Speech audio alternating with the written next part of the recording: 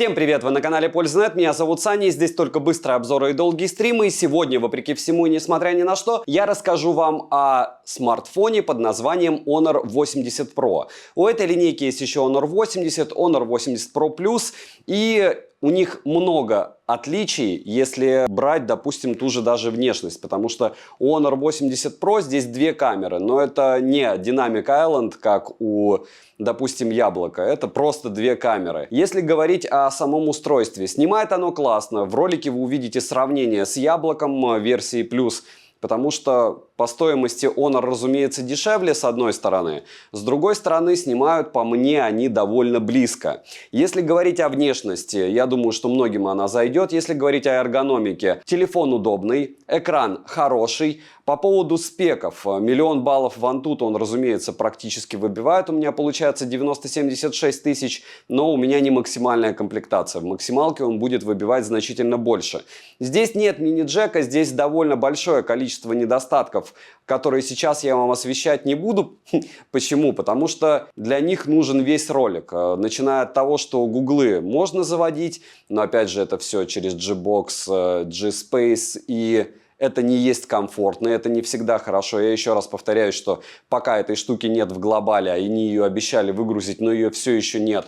Рассматривать ее к покупке можно только с точки зрения, если вы фанат, либо вы реально можете пользоваться Harmony OS без Google сервисов. Нет удобства в том, что использовать смартфон либо не на iOS-системе, либо не на Android. Я понимаю людей, которые ходят с Huawei, я понимаю людей, которые ходят с Honor, но мне кажется, что стоит ждать глобалок. Глобалки пока нет. Второй момент, если говорить о самом устройстве, оно максимально спорное. В чем спорность? В том, что, допустим, здесь нет защиты от влаги, здесь нет беспроводной зарядки. Но здесь есть реверсивная зарядка, то есть свои наушники, если у них бокс поддерживает беспроводную зарядку, вы можете от этого устройства зарядить. И много таких моментов. Мне внешне он понравился. Обзоры я на него делаю уже, наверное, месяц. Созрел. 160 мегапикселей, классные фотографии. В телеграм-канале моем личном можете посмотреть исходники. Так же, как часть исходников видео я скину тоже туда с этого устройства. Смотрим. Ну что же, две стандартные локации. Оба смартфона, получается, без дополнительных микрофонов. До этого вы сейчас, когда видели вход на Sony FX3, там были родовские микрофоны. Сейчас вы слышите родной микрофон, допустим, Honor. И теперь вы слышите родной микрофон Яблока. Если говорить о 4К 60 FPS, которые вы, разумеется, не видите, потому что изображение перевернуто, и вы видите в лучшем случае 1080p, вот так смогут снимать один и второй смартфон в одинаковых условиях обстановки при, можно сказать, почти идеальном освещении, потому что впереди меня 4 лампы, позади меня 2 лампы и 1 лампа сбоку. Единственное, получается, с правого бока у меня нет освещения. И вот так относительно профессиональной камеры в стандартных условиях обстановки вы сможете снимать. Если говорить, допустим, еще раз повторяюсь, по поводу качества съемки смартфонов, она не то что излишняя, ее хватает за глаза и за уши. Вспоминайте, в каком разрешении большинство людей, возможно, вы в 4К смотрите на YouTube, но большинство людей смотрят именно в 1080p. И, в принципе, сжатие видео, повторяюсь, тысячный раз, и каждый ролик, повторяю, на YouTube происходит до 97 раз. То есть ты туда выгружаешь 9 гигабайт, а в итоге у тебя ролик на 100 мегабайт уже на YouTube. Если брать съемку с обоих устройств, какая огромная разница или не огромная, вы сейчас увидите. Напишите, если не сложно, кстати, в комментариях, какой, по вашему мнению, лучше, в каких сценариях использования. Почему? Потому что кто-то выбирает, кому-то именно для съемки это все дело и надо, и по большому счету объем у Honor и у Huawei, у картинки мне всегда безумно нравится, что у фото, что у видео. Я не знаю, как они это делают, но по большому счету это как с Яблоком. Я могу всегда советовать его покупать как раз из-за съемки, то же самое с Honor и Huawei. Смотрим. Та же самая история сейчас у нас на фронталку, притом на фронталку я вам скажу так, что один слишком делает светло, это Honor я сейчас вижу по цветам, то есть футболка реально чуть-чуть темнее, но на Яблоке она чуть-чуть темнее, чем должна быть, что-то должно быть среднее относительно, опять же, съемки. Вот фронталка. Фронталка единственная у Honor снимает 4К 30 FPS, я сейчас переведу на второй модуль. Говорить, что фронталка у Huawei меня как-то дико радует, нет. Если вас она дико радует, хорошо. По поводу детализации, я вижу, что несмотря на то, что отключены все бьюти какие-то режимы, на том же Honor всегда заметно, что Huawei и Honor, так же как Samsung, стараются делать вас симпатичнее. Многие скажут, ну это для того, чтобы люди себе нравились, я скажу, это для того, чтобы не записывать лишнюю информацию, вы не думали, что вот плохой смартфон плохо снимает, понимаете? То есть это такой мини-лайфхак. К чему это все? К тому, что пишем, как вам съемка. У одного смартфона 4К 30 FPS, у второго 4К 60 FPS. Фронталки, микрофоны, кому что нравится. 4К 60 FPS и битва титанов, которую вы никогда не купите, продолжается. Почему? Потому что версия Plus, это, как говорится, давайте сделаем большой iPhone, как старый, просто большой. А Honor 80 Pro, если вы даже смотрите, как мне многие пишут, ну, без Гугла можно спокойно им пользоваться, можно на планшете. А если у тебя телефон, рано или поздно ты не будешь радоваться. Вот сейчас вы должны обратить внимание на второй магазин посерединке, на неоновую вывеску. Honor 80 Pro не вытягивает ее, а плюс вытягивает. Делайте выводы. Насчет стабилизации сейчас идем спокойненько снимаем, слушаем, как работают микрофоны. Как мне многие пишут, Саня, перестань сравнивать с айфонами. Почему перестать? Стоимость плюс-минус одинаковая. 80 Pro не дешевый вообще никак. А если говорить о размере, вы хотите лопату, а 80 Pro ближе к лопате, но плюс еще большая лопата. Правильно? А вот сейчас мы смотрим, что, мне кажется, iPhone уже слегка. Нет, нет. Как говорится, same, очень похоже. Одна из любимых моих локаций, можете смотреть на другие обзоры, и плюс-минус одинаково. Я все время выхожу сюда для того, чтобы ночью подснять сложные объекты. Видите, мало того, что здесь много различных источников света, вот, яблочко ловит что-то нехорошее. И по стабу, самое важное по стабу. Двигаемся сейчас по песку. Вот и Honor, вот и друг. Все, он поймал здесь великий ужасный свет, и у него идет. Опа, а теперь, по-моему, iPhone поймал. Но может быть нет. Ну да, вот он источник света, и вот он OnePlus, и вот он, точнее, вот он Honor, и вот он iPhone. Так, ну на яблочке 4К 60 FPS и на Honor 4К 30 FPS. Смотрим, как работает стабилизация. На яблоке я вижу, как у меня отслеживается лицо. А на Honor мы уже смотрели сравнение, видели, что он не особо хорошо даже в этих сценариях обстановки показывает себя с кем-либо. Ну, хватит вам ночных фронталок, правда, и так понятно, что фронталка это либо Samsung, либо яблоко. Это вторая локация, которую я люблю для съемки, 4К 60 FPS, съемка с двух рук, и вы видите, опять же, как стабилизирует изображение один смартфон, как на неоны реагирует другой. Ну вот посмотрите, допустим, те же неоновые вывески. Здесь непонятно, кстати, кто победитель. А вот там ярко-красный, в принципе, ни у кого не получается. У айфона чуть-чуть лучше по мне.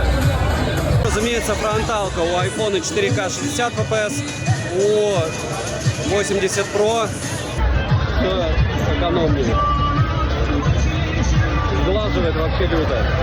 Вот так, 4К 60 FPS максимально противное место. Почему? Потому что здесь и тенек, и дорога, еще музыка играет. И сейчас вы имеете возможность оценить, насколько хорошо работает стабилизатор у Honor, насколько хорошо работает стабилизатор у 14+, и стоит ли вообще, в принципе, обращать внимание на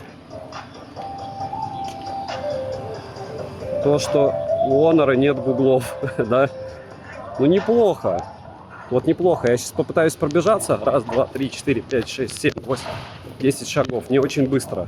Это не GoPro, не какая там камера для активного времяпрепровождения, но по поводу цветов я вам скажу так.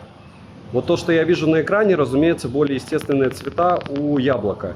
И фокус лучше настраивается у него. То есть здесь, допустим, на этом мячике более естественные у Honor. На зеленом более естественные у Huawei, у Яблока. Очень странные дела. Вот эта вот штука довольно блеклая. И ближе здесь Honor. Кратко Honor ближе. То есть если у нас вот здесь вот это все Яблоко делает ярким и красочным, то Honor приблизительно к реальной картине он снимает. Мне очень нравится у Huawei и Honor объем. Вы видите? Я не пытаюсь ни в коем образом убедить вас в том, что вы его видите, но я вижу объемы у картинки Honor больше, чем у Яблока, когда он фокусируется на нужном объекте, потому что автофокус все-таки лучше у яблочных девайсов. 4К 60 FPS, классический тест в лифте, основные камеры, и вы видите все. Ну, разумеется, я еще раз повторяю, что так по мне снимать нельзя, не стоит, и ввиду того, что и вибрации в помещении, звук будет плохим, и картинка хорошей никогда не будет. Ну и немного дневных прелестных видов. 4К 60 FPS. Водичка, зелень, небольшой ветер и великолепное условия для съемки, я считаю.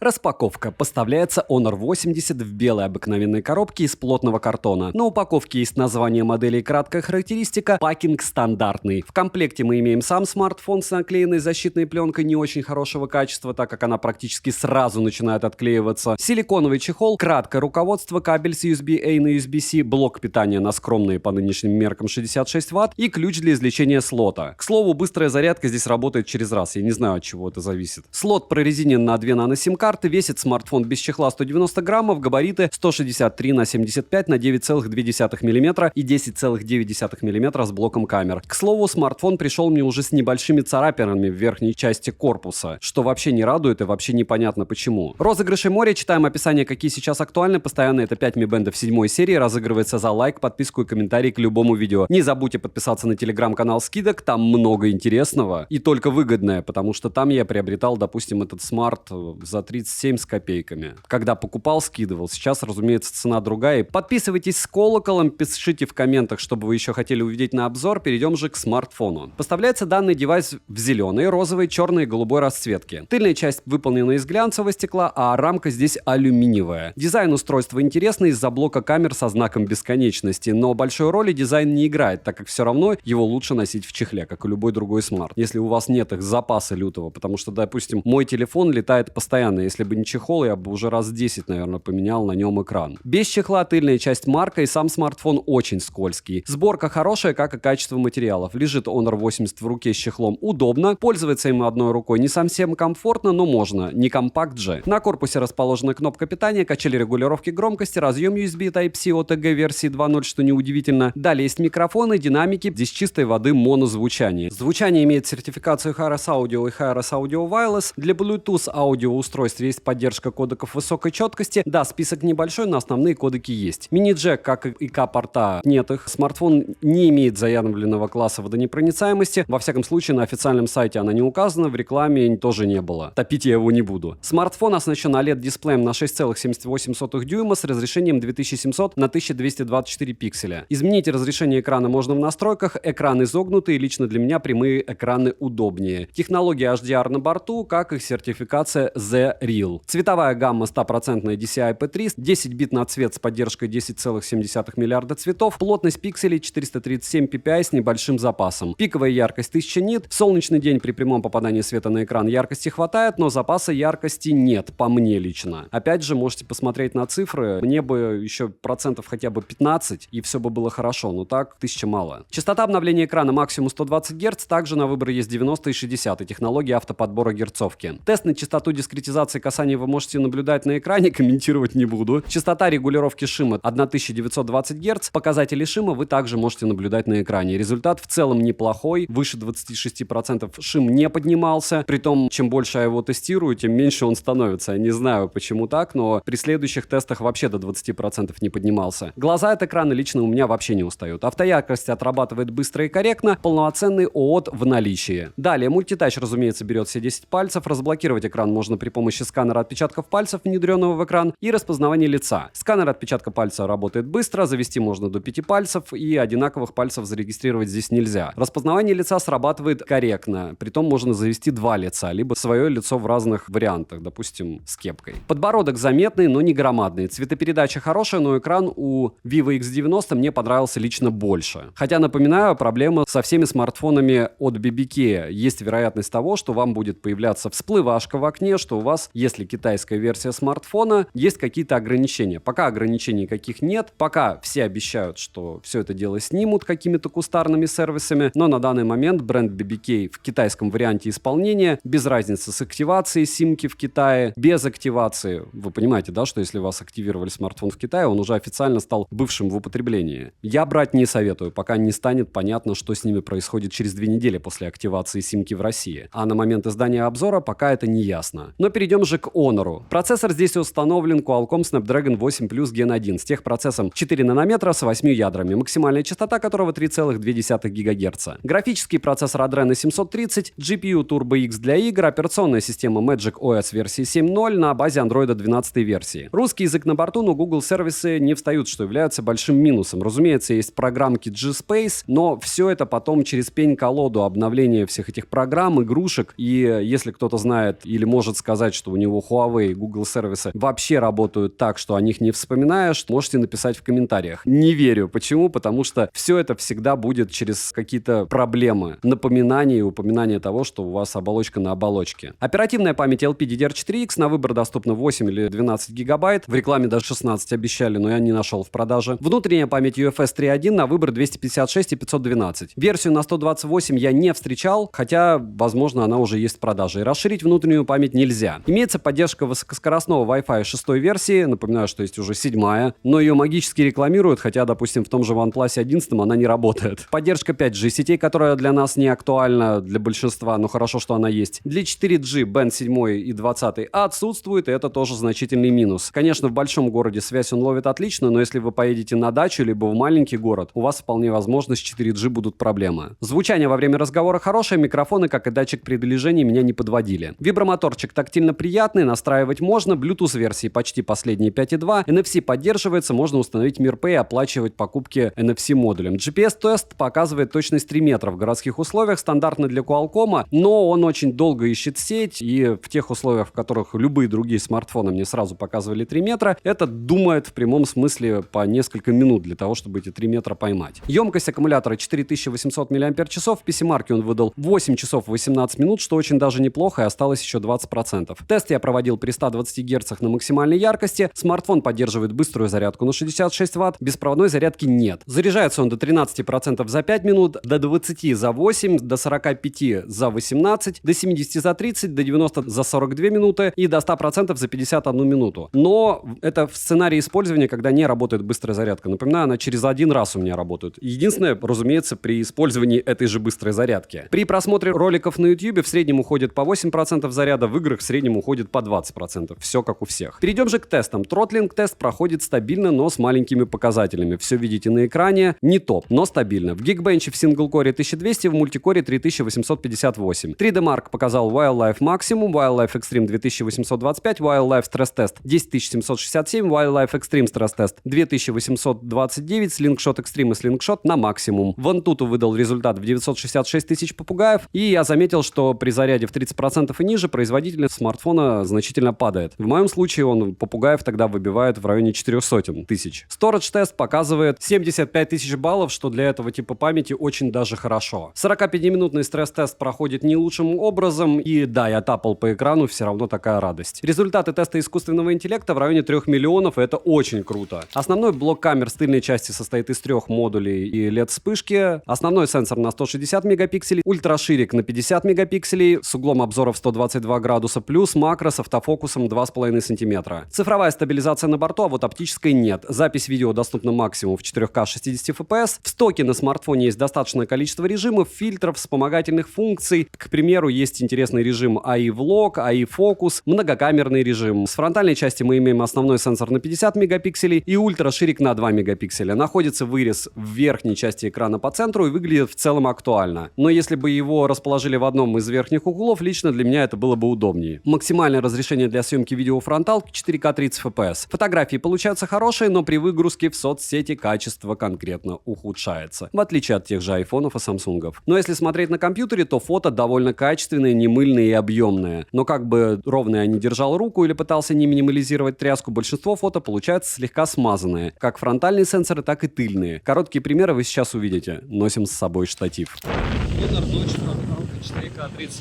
FPS. Но если вы пишете движение, хочу снимать, то все подсвечено. Если будет переключать на X1, то будет очень легко вытягивать руку, так лучше на X8 делать, получается как минимум расширик. Если позади у меня будет свет, то более-менее все делается.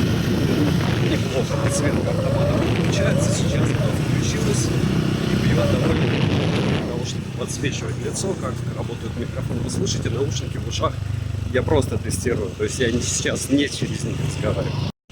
И разумеется, немного основной камеры, ночь, много разных объектов, одни из них движутся, одни стоят. 4К 60 FPS, Honor 80 Pro. Вот со светом, с ярким, он, получается, работает хуже. Я недавно его сравнивал с iQOO Neo 7 и на 80 Pro ловил зайчиков сильнее, особенно фары. Хотя со всеми остальными источниками света он отрабатывал лучше. Надеюсь, вы что-нибудь слышите. 4К 30 FPS, фронталка на 0.8, ультраширик и теперь основа. Позади меня дорога, которую вы практически почему-то не видите. Притом я сам нахожусь в теньке. Давайте 0.8. И вот так вас будет снимать фронталка Honor. Мне нравится стаб у нее. Вообще стаб у Honor просто отличный. Можно двигаться как хочешь. А остальные моменты не все волшебные, к сожалению. Но, прямо скажем, солнце сейчас атомное. Немного предметной съемки, 4К 60 FPS, Honor 80 Pro. Ну и нет, за 38 тысяч, что я его приобретал, я вам скажу, он свои деньги отрабатывает. X2, X1, переключение довольно резко. Один обрывок видел. 4К 60 FPS и съемка фактически без движения. Света много, много разных красок. Рынок же ж.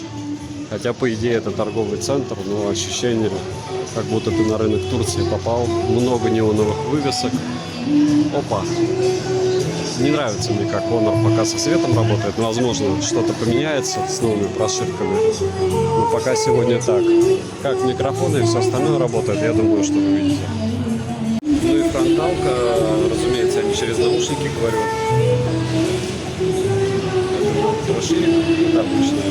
Все равно сглаживает, хотя все отключено. Что не заводящее желание все сглаживать.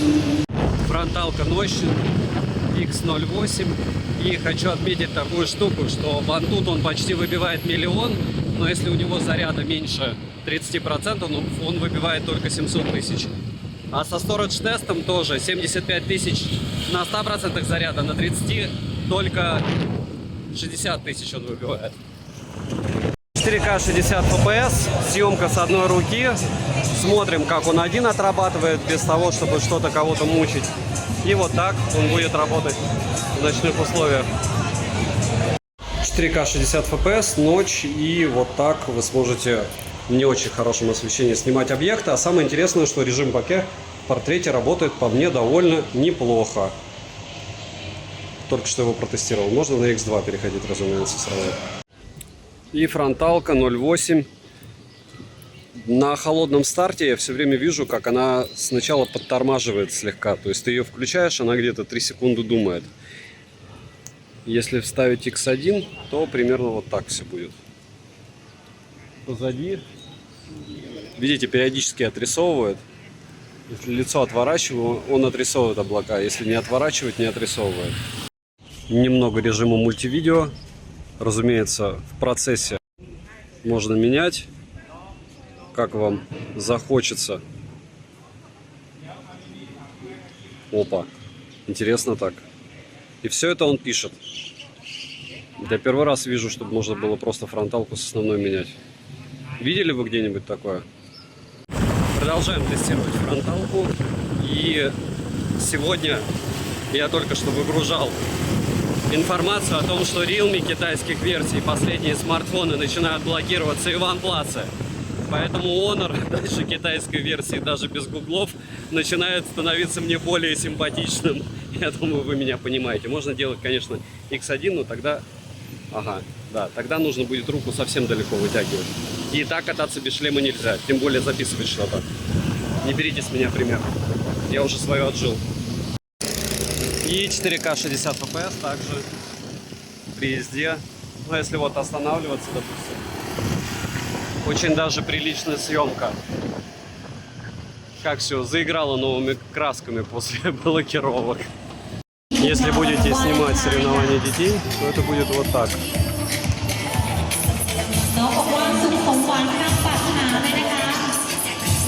Немного фронталки еще в ТЦ, еще буквально 10 секунд, на вскидку, как говорится. Как мне говорили, 4К 60 FPS чаще снимаю людей. Вот сейчас я снимаю людей, и вы можете наблюдать, что тут со скинтонами, что у нас с отслеживанием лиц и подобными штуками. А сейчас мы переходим в максимально яркое солнце, которое как раз проверяет всегда экраны на их 1400, 1800, 1600 нит. Здесь, в принципе, яркости хватает. Сейчас я снимаю, щурюсь от солнца, солнце бьет мне в глаза, но яркости экрана достаточно для того, чтобы я мог оценивать картинку. Съемка ведется с одной руки. Наша любимая водичка, окунать не буду. И немного фруктов, как всегда. Объекты плодятся как грибы. За 3 месяца город отстроился на процентов, наверное, 80. Вот так, когда приходят куда-то средства, меняется окружающая действительность, если... Ну, правда, не у всех, к сожалению. К сожалению. Посвящается всем, кто любит записывать концерты. Надеюсь, нет, ну вряд ли забанят за это. И напоминаю, что Honor 80 Pro я уже сравнивал с Vivo. И можете смотреть сравнение на канале. Вот это всем прелесть. Смотрите, объект против солнца. Ага, ловит он у нас мерцание. И сейчас все равно ловит. С мерцанием у него пока беда. Допустим, объекты внизу. X2. Если прозумировать, увидим ли код. Нет, X6 максимум на 4К 60 FPS. Так, ну ультраширик только на 1080p 30 FPS. Безумно лагающий по мне. Во всяком случае, я вижу нереальные фризы. Как он переключается на основную камеру, мы сейчас увидим. Раз и два. X1 и X2. Раз. А давайте посмотрим, как это происходит в реальности. Раз. Опа. Достаточно плавно. И 1080p 30 FPS. К слову, безумно неудобно заползать в настройки каждый раз, когда тебе необходимо поменять разрешение. То есть, может быть, есть какой-то лайфхак, но я его не вижу и не знаю, чтобы поменять прямо из основного меню. Есть режим Smart Video Focus, вот вы сейчас его наблюдаете, но как-то он работает так себе. Нужно нажать на рамку, и у меня пока рамка не появляется. Нет. Значение зафиксировано. Да, в топку. В общем, не работает. Минусы: разъем версии 2.0, что неудивительно, нет 60 FPS для фронталки, нет оптической стабилизации, нет мини-джека, нет ЭК-порта, нет 27-го бенда в китайской версии, неясно, когда появится глобалка. В глобалке, к слову, будут Google сервисы, сильно падает производительность на 30% заряда и ниже, и медленный GPS. Ну и, по мне, довольно высокий ценник. Цену можете посмотреть, к слову, по ссылке в описании к видео. Не забудьте подписаться на телеграм-канал скидок, взаимопомощи и мой личный телеграм-канал. Там мы общаемся по поводу того, что еще приобрести. Смарт мне понравился, несмотря на вход, выход и то, что вы слышали. Но еще раз считаю, покупку смартфонов, которые потом не продать, посмотрите на стоимость Mate и Mate 50 Pro на Авито. И представьте, что вы на старте продаж их купили. Google сервисы решают. Либо, опять же, яблоко. И резюмировать я бы хотел довольно просто. Во-первых, напоминаю, что здесь функция искусственного интеллекта, которая дорисовывает картинку, доступна только в 4К 30 FPS. Я сейчас снимаю на Honor 4К 60 FPS. Если говорить о Honor и Huawei, я считаю, что эта компания, как минимум с моего жизненного опыта как блогера, не чиста на руку в плане предоставления информации. То есть сейчас у нас будет большая линейка Huawei, и смотрите внимательно, никаких, мне кажется, шильдиков там не будет. Это опять же мини-инсайт. И в плане чего мини-инсайт? Как можно, допустим, Honor 80 Pro советовать? Здесь нет стерео. Стерео нет. Здесь пластиковый корпус. Здесь нет беспроводной зарядки, здесь нет защиты от влаги. Гуглы какие-то с какими-то проблемами. Только за счет съемки, но GoPro купите, не знаю. Любой другой смартфон. Он неплохой, Honor 80 Pro. Если его покупать по низкому прайсу в той же Поднебесной, и вам не нужны реально гуглы, его рассматривать можно. Если вам нужны какие-то гуглы, забудьте вы про эти G-Space и все остальное. Посмотрите на количество форумов, посвященных данному смартфону. Сказать, что это провал, это ничего не сказать. Сделать дырку, как у яблока, но не сделать никакой функционал у этой дырки на фронталке. Но это как минимум глупо. Еще раз, если вы приобрели данный смарт на старте продаж, допустим, как я, ну, все нормально, вам нравится этот бренд, вы его используете хорошо. Но, опять же, с момента старта продаж они подняли, по моим наблюдениям, ценник на 10%. Я бы его рассматривать к покупке в принципе бы не стал, потому что когда у тебя смартфон а-ля флагман, ну, по цене почти флагмана, вы чуть-чуть докидываете, получаете OnePlus 11 глобальной версии, а у вас нет ничего в нем, и вы такие, ну, хорошо, зато он классно снимает. Ну, реально классно, то есть он снимает лучше яблоко. Я специально его не сравнивал, чтобы совсем обидно было с iPhone SE третьего поколения, потому что я уже сравнивал подобные устройства, и было нехорошо для этих устройств, Android устройств. Если говорить про, допустим, те же смарты, которые стоят посмотреть, если вам интересно. Honor 80 Pro я также сравнивал с Vivo IQ Neo 7. По основной камере и по фронталке. Посмотрите разницу, может быть, вам будет интересно. Для меня бренд Honor не в глобале, в принципе, довольно странное устройство. Я представляю, какой ценник у него будет в глобале. Это не последний процессор, здесь нет ничего супер-мега эпичного. И сказать, что за ним стоит бежать, нет. То есть Huawei и Honor, по мне, 2 года назад были топами, до санкций капитальных, до 3 года назад. Сейчас они доживают свой век на, опять же, китайском рынке. Они доживают свой век за счет того, что у них просто бешеное количество различных аксессуаров. Они лидеры рынка по сетевому оборудованию. И нет, у них ничего плохого в компании нет, но ничего фееричного и фантасмагоричного, по поводу которого можно бежать и кричать: вот я хочу купить, они тоже уже не выпускают. Нет прорывов, в принципе, как большинства рынка, но, опять же, они не конкурентоспособны, по моему мнению, с таким устройством точно.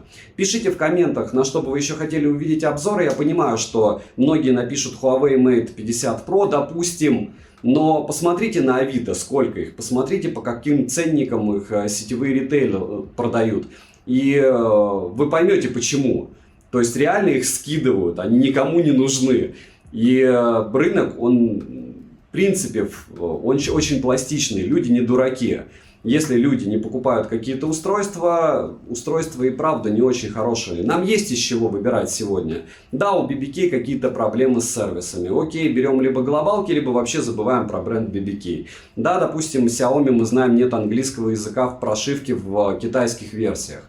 Кому хочется накатывать, они накатывают. Кто не хочет, он может китайскую версию на глобальной прошивке купить без каких-то бендов. Если брать, допустим, яблоки, да, их могут окирпичить. А какие смартфоны могут не окирпичить?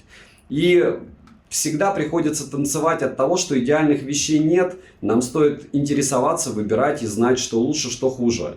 Возможно, вы как фанат приобретете данное устройство. Напишите, если вы так и сделали. Мне правда интересно, чем вы руководствовались. Потому что я руководствовался тем, что я блогер, и мне хочется знать и рассказывать обо всем. Чем руководствовались вы, мне интересно по-настоящему. Возможно, потом китайскую версию будет кто-то перепрошивать, пытаться на глобалку Honor, но глобалки, повторяюсь, еще раз нет.